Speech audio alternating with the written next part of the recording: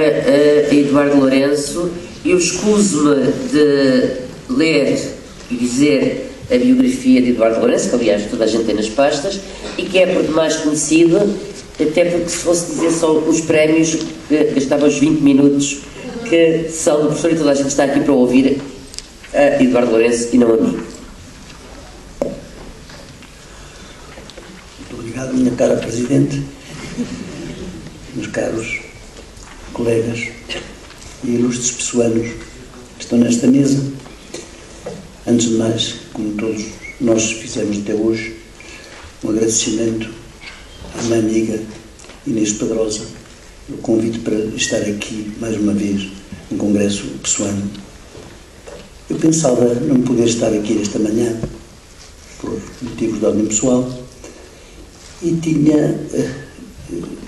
confiado um textinho que não era destinado a nenhum colóquio, a um amigo, para que o José Carlos Vasconcelos o pudesse ler. Um texto um bocadinho mais legível do que os meus, escritos à mão. Cheguei aqui e não tinha texto nenhum. A maneira que tive a esperar pelo texto, eu tinha realmente o original, mas o original será para uma leitura póstuma, não minha, ninguém posso ler.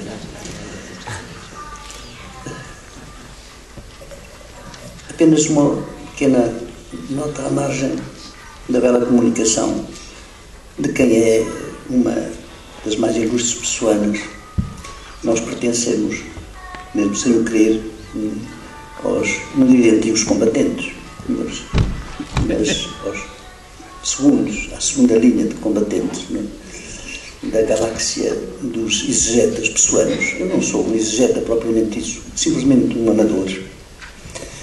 Para mim, o desassossego pessoano não é apenas, digamos, o centro em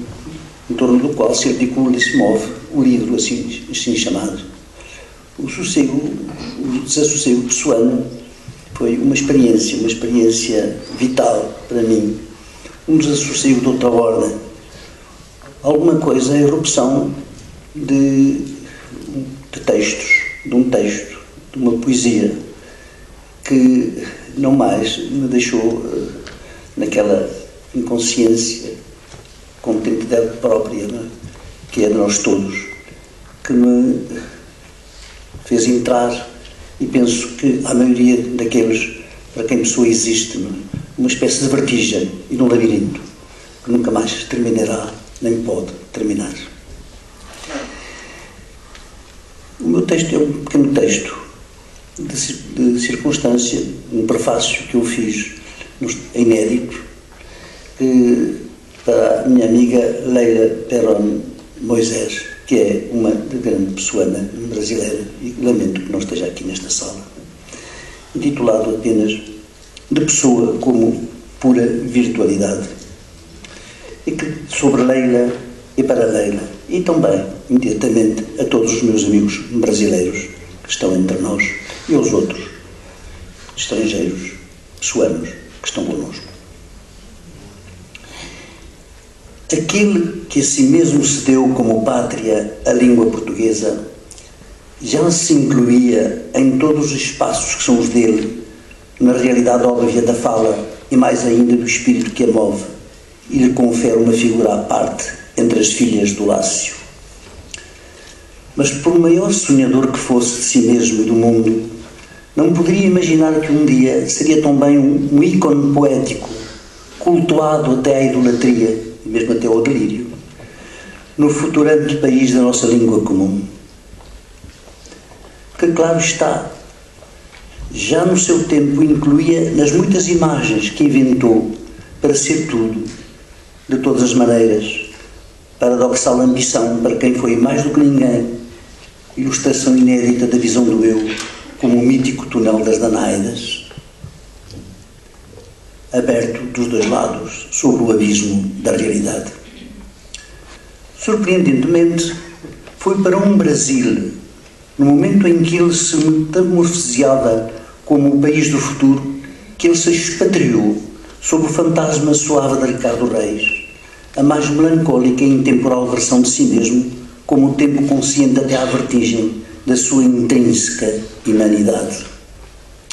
Talvez adivinhasse que essa terra, apercebida desde a sua descoberta como paradisíaca, seria a única capaz de converter essa inanidade, como essência da nossa temporalidade,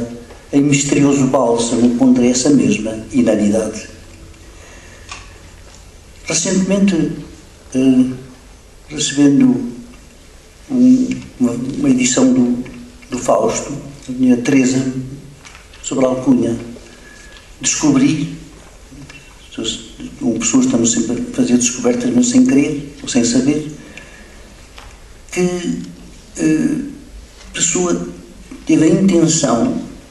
de dedicar, vou fazer uma referência ao António Conselheiro,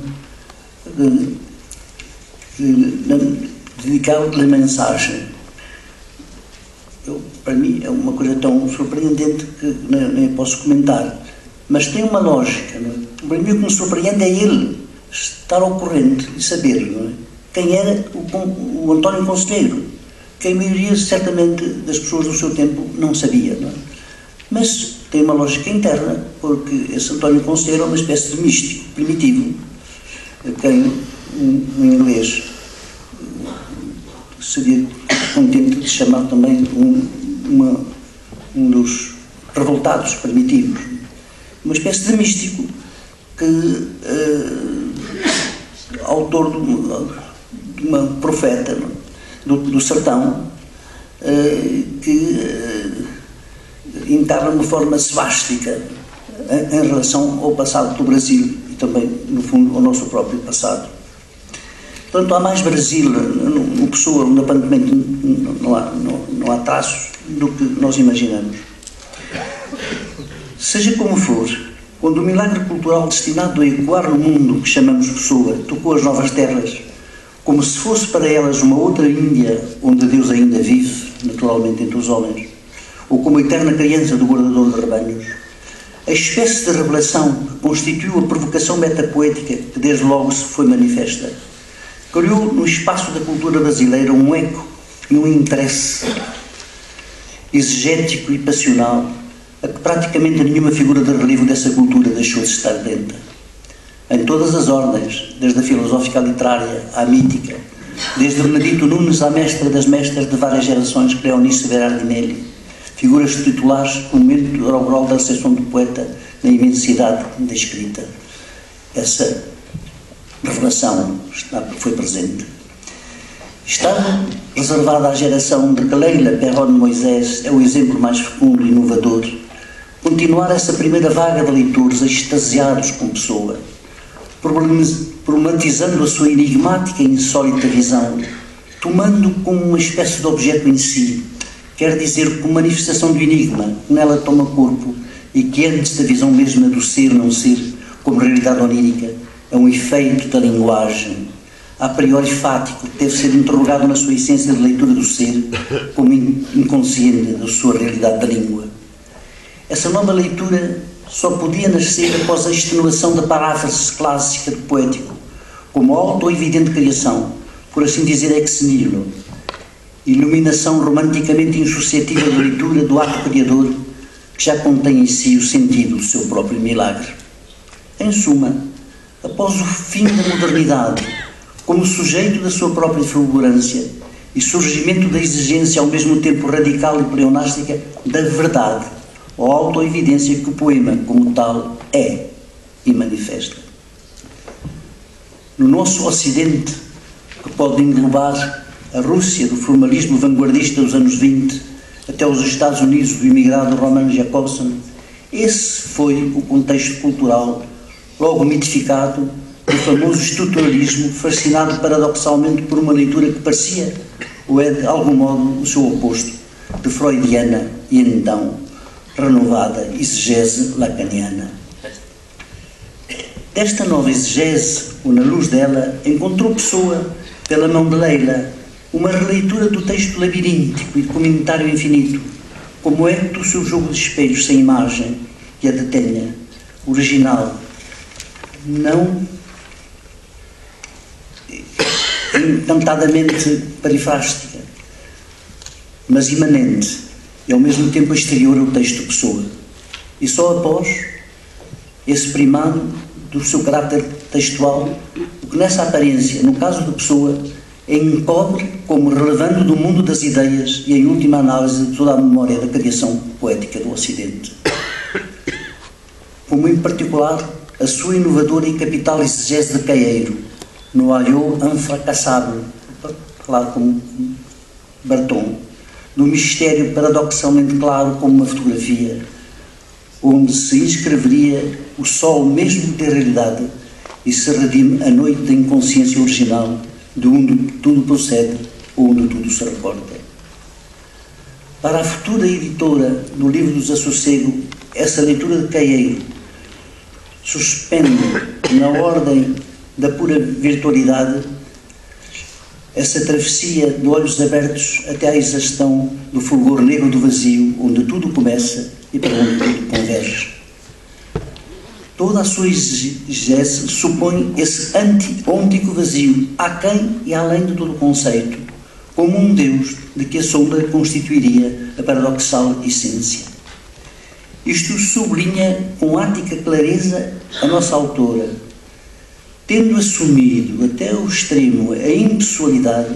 com riscos pessoais de evanescência, Pessoa fez-se poeta, voz verdadeira e única, não no que diz, mas na insistência em dizê-lo, de certa forma, por deixar que a linguagem dissesse nele o ser. A negatividade da Pessoa não é uma negação, mas uma força produzindo mitos que iludem o nada e o transformam em tudo. Dessa negatividade ativa, poeticamente criadora e teoricamente expressa numa espécie de oxímoro original, em que o que é depende do não dito original e incontornável,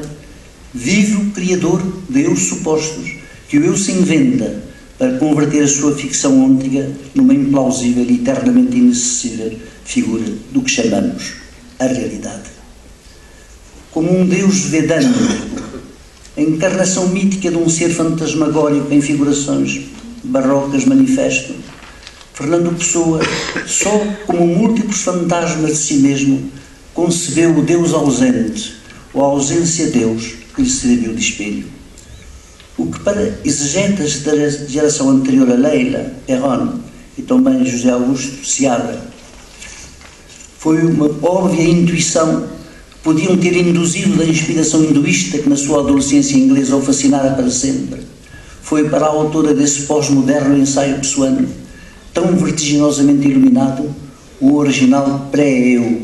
análogo do vazio absoluto do imaginário hinduísta,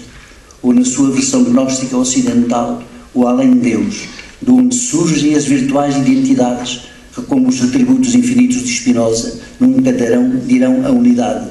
que nada define, senão o enigma fáctico de um absoluto da existência, causa de si mesmo, aquém do ser e além do ser. Como o não existente e superexistente Pessoa, na revisitação da Leila, descrito e interpelado por uma pítia moderna, enquanto labiríntica busca de si mesmo, como um eu, aquém do eu e além do eu. Assim, lhe ofereceu uma versão da barca de um graal sem redação dentro, que nunca será a solução para a sua intrínseca não identidade, mas reiterada oscilação e viagem, que poética e miticamente configuram para o sempre do sonho o perfeito ausente de si mesmo, do mundo e do absoluto, que em si é e será sempre para ele